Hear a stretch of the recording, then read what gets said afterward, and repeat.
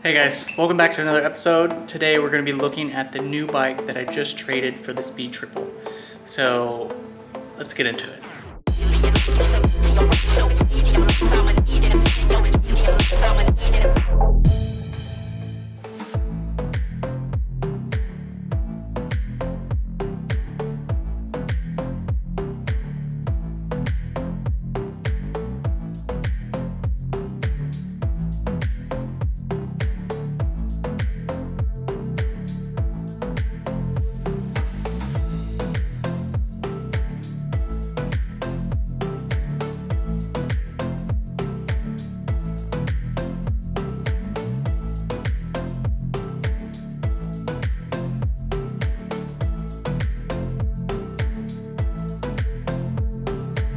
So as you can see, it's a 2014 1290 Super Duke. I've heard a lot about these motorcycles. I've even seen them at the track a few times, but I really have never ridden one and I've never had the chance to experience one. The nickname Beast comes up a lot in rider reviews and stuff, but I'm really starting to believe this is really what this thing is.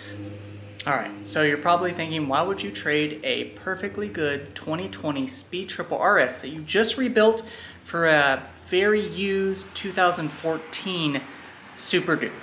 Well, to start off, it wasn't an even trade. I did get some cash on the deal, which helped out a lot around the house. But also, this Duke was a little bit more modified than I thought it was going to be. It has a lot of bells and whistles on it that even the Speed Triple didn't have. And also, I really wanted to experience this motorcycle. I've heard so much about it through videos and motorcycle journalists talking about it being the beast, but I really never experienced it. I've seen them at the track, like I said, but I never had the chance to ride one. So I was kind of excited about this trade. So let's go ahead and look at some of the bells and whistles that are on this motorcycle, just to kind of see why I made the decision I did. Okay, so as you can see right off the bat, we have a full Akrapovic exhaust, which is full titanium. You can see it blue in right there, which is nice. You can see some random wires here. So those are actually for the wideband exhaust bungs, and we'll get into that in a second. But you can also see a guard right here, a metal cage guard for, instead of having to use the sliders, this is kind of a larger cage for that. What else you can see, also, there's a little bit of carbon fiber here.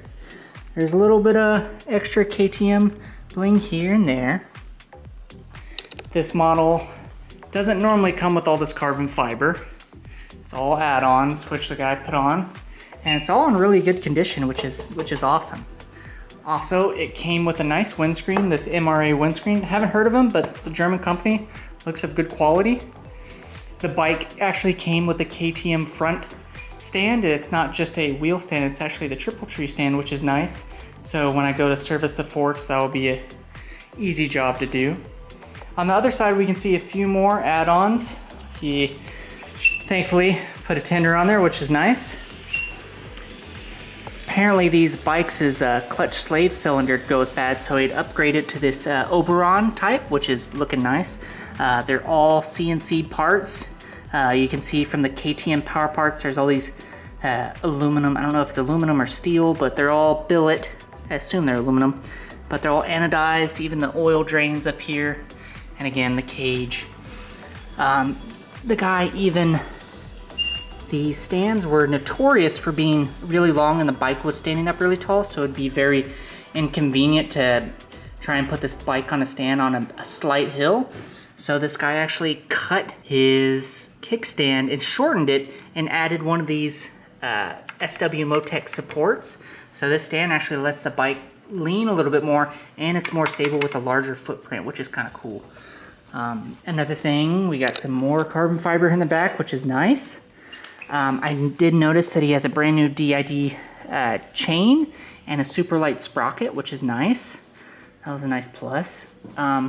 I see that he's been taking it to an actual good tire place because there aren't 1,000 tire weights on it, which I'd found on previous projects where it looked like someone just decided to throw more and more tire weights on it. He's got a smaller tail tight unit. I don't know if this is Evotech or what. I haven't been able to find the brand. It looks like an Evotech, but he's got stock mirror, stock lights on it. It's got the mounts for luggage, and it even came with a tail box. It's over here. Tail box that came with this, and a lot of other spare parts that came with the bike. It actually came with the other seat, the fairings that it needs, a rear tail cowl, and even a bunch of other stock stuff like stock front fender, stock exhaust, stock airbox, all that stuff. So leading into the stock airbox, that's what also this thing has. Underneath here it has the Rottweiler airbox mod, which is apparently very popular with these Super Dukes. Also it has the SAS, or the air recycler, removed. It actually even has wiring for fog lights, which is kind of interesting. See the switch right there. I haven't really followed those down and figured out what lights are able to work with this wiring harness. But also another nice thing that the guy added on was this MC cruise control. And I got to test this out the other day, and I've never really played with cruise control, and I didn't even get to play with it that much on the Speed Triple, but I don't think I'll ever get a bike without cruise control again. It's really handy, and it's a nicety that I don't think I'll ever give up. But overall, the bike is in great condition. Another thing, there's this road lock.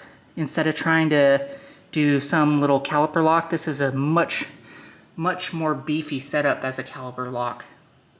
That was kind of nice. And everything else is really underneath the seat here. So let's go ahead and take this guy off. So what these wirings are for is, for one, we have Power Commander 5. We have Power Commander 5 in here.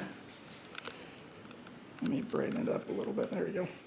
So we have a Power Commander 5 in here. And then under there, this unit right here is the MC Cruise unit, the cruise control unit. And then right here, as you can see, it's the DynoJet Auto Tune. So the Auto Tune pretty much does all the tuning for you. You just have to upload the software a couple times, or mess with the software a couple times and remap it, and it pretty much does all the hard work for you. But the way he routed the wiring for it on the outside of the trellis is kind of tacky. I know there's got to be a way that I know these connectors are quite bulky, but I know there's got to be a way to do a better routing for these wideband bungs. I know you can probably go up behind here, follow these wires up here somewhere. But yeah, that was a nice surprise too. So this thing has been tuned, mapped, and is just really, as for power upgrades, this thing's done. It's gotten everything that you could think of to be done to it. And then there's other niceties, like this thing came with not only cruise control, but heated grips. I don't know if these were stock or if these are aftermarket, but you can see them there. I haven't tested them out, but really there's just a few other bling things, just reservoir caps. He's got a tank bag mount, this SW tank bag mount. The bags didn't come with the bike. Apparently the bags were soft bags and they got melted when the new exhaust was put on.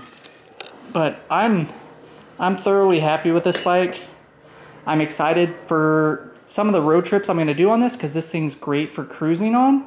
I really did like the Speed Triple, but the bargain that I got for this was just too good to let it up. There is a few things that I do want to go ahead and do that I think are just needed and aren't a big job.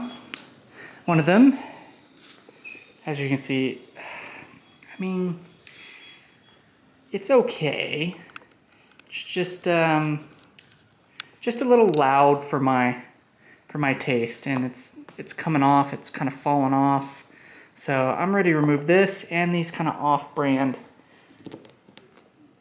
plastic, not even rubberized, just hard plastic tank grips. I do have some new tech spec XL2 grips that are going to be going on here, but I'm also going to be working on just small stuff with this bike. This isn't going to be like the Speed Triple where I did a complete engine rebuild, or even the GSXR where I had to refresh everything, new sparks, new spark plugs, new gas, new fairings. I really don't have to do anything to this bike other than for appearances, and I think that's what I'm going to stick to. One other thing that I am going to be doing is replacing these pegs with something just a little bit more grippy. These pegs are just so rounded, and you can actually see they've been balled off by feet, but the first thing I noticed when I got off this bike is my feet would slip off of it. So this is one of the first things that I'm going to swap out. I'm going to try and find some Puge adapters so I can put a more grippy peg on here. This bike is pretty much done and sorted. I'm really happy with it. I got to test ride it the other day, and it is a wild bike to ride. Tiny inputs on the throttle, and it just goes and goes and goes.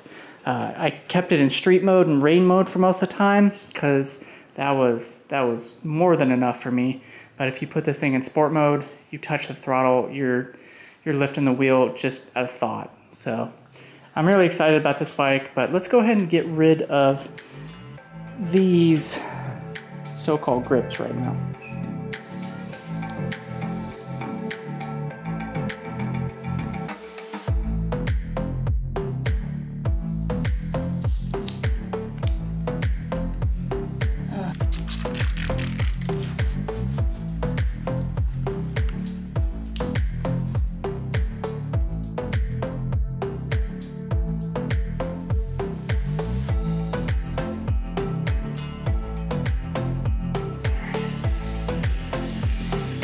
That's good.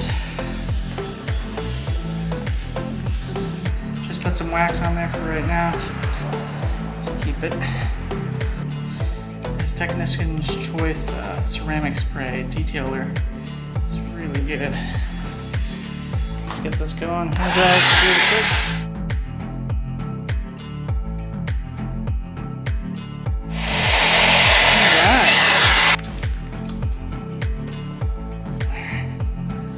Much better.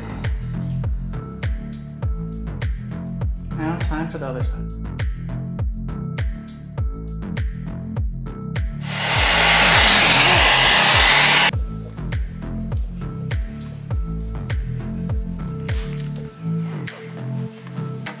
That looks way better than some cheap Chinese tank grips.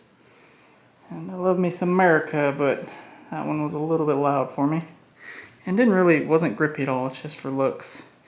And if I don't like the look, why is it on there? Yeah, that's a quick little first project. Alright guys, so that's going to be it for this video. I just wanted to give you a walkthrough of what kind of parts came on the bike, as well as I just wanted to do a little bit of work by removing those grips. They were just terrible.